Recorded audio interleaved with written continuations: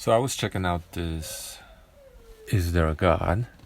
debate on Modern Day Debate, and I could only get through, I don't know, maybe a half hour of it because, predictably, the dumbest atheist showed up to flip over the chessboard and claim victory. Now, I'm not saying that there are no philosophically competent atheists who can hold their own up to a certain level, right? But Aaron is definitely not that guy.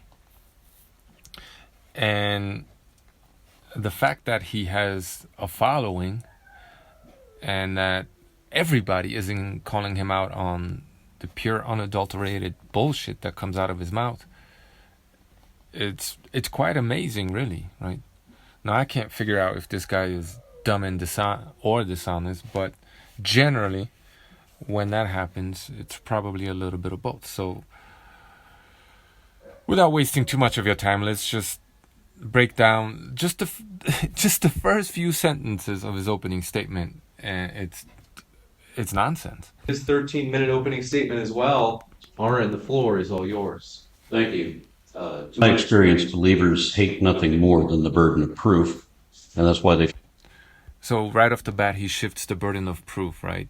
Even though the title of the premise, right, the proposition of the debate is there a God? Meaning that one side takes the affirmative, the other side takes the negative. Jake, the Muslim metaphysician, I think, he has to prove that God exists, and Aaron has to prove that God does not exist. Even though that's what he agreed to coming to this debate, all of a sudden he wants to shed the burden of proof and say that only his opponent has the burden of proof. His opponent has the burden of proof, right? Right off the bat, he concedes the debate. Try to redefine what evidence means so that it is no longer a fact that indicates. Because they can...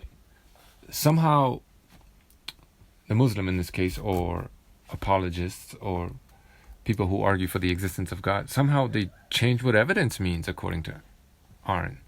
And what's his justification for this? They can't give you any facts, not to point their way. So they give arguments instead of evidence. Oh, so they can't give you any facts. All they do is give you arguments, he says, right? Now, an argument will have at least two premises and a conclusion, right? And the premises are supposed to be factual. They're supposed to be facts, right? So if they're not facts, well, you just point that out, right? You don't right off the bat say that, oh, it doesn't matter what premises they give, right? They're never factual. Well, you're just saying, I get it, it's the opening statement, right? And later on you'll get a chance to prove that, right? To show evidence why the premises are not factual, which he never does in this debate. Now, I didn't watch the whole thing because I couldn't stand it, but if he couldn't do that right off the bat, he never did, right? The reason why he didn't is because he couldn't. Essentially word games trying to define their God into existence, with erroneous or fallacious assumptions built into most of them. So every single argument for God he's ever heard is based on fallacy, okay? If you ever look at a list of logical fallacies, you might notice that every one of them has been used as an argument for God, and in my experience, every argument for God involves at least one logical fallacy and usually more than one. If that's the case, there should be no problem pointing them out, right? And as I'm sure we will both demonstrate in our upcoming discussion, at which time I will claim that as one of many facts and evidence in my case against...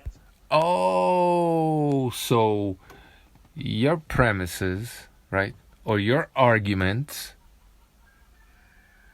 are facts and evidence, but the other guys' arguments, premises, aren't facts or evidence, right? Why? Way to poison the well, by the way. Speaking of fallacies, God.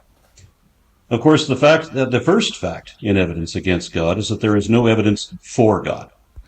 Oh, so the first fact and evidence that there is no God is the fact that there are no arguments for the existence of... Did I hear that correctly? I will claim that as one of many facts and evidence in my case against God. Of course, the first fact in evidence against God is that there is no evidence for God. We have to... So a guy who just complained about fallacies committed at least one, and now he's proposing argument from ignorance fallacy, right? So we prove, he says, that God doesn't exist because the other side can't prove that he does, right? So how long has he been talking for? Not even a minute. He shifted the burden of proof. Right? He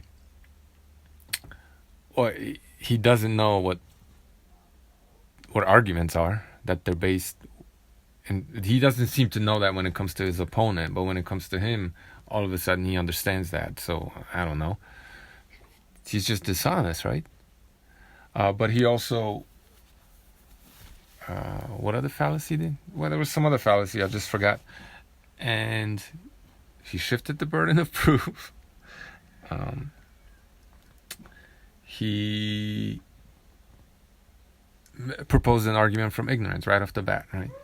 And so like 3 fallacies in the first few seconds of, he just opens his mouth and it's just bullshit on top of bullshit on top of bullshit on top of bullshit, right? And then when he was asked to accept just like basic truths later on in the debate, right? Like the fact that truth exists whether or not we recognize it, right?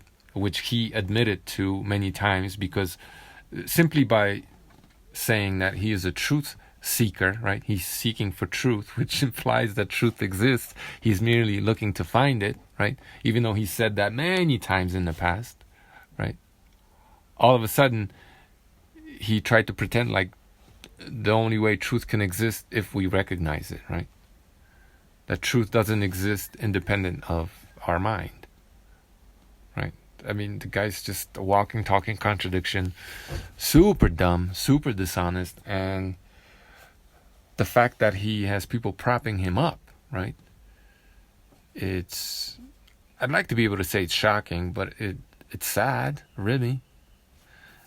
And definitely disturbing, right?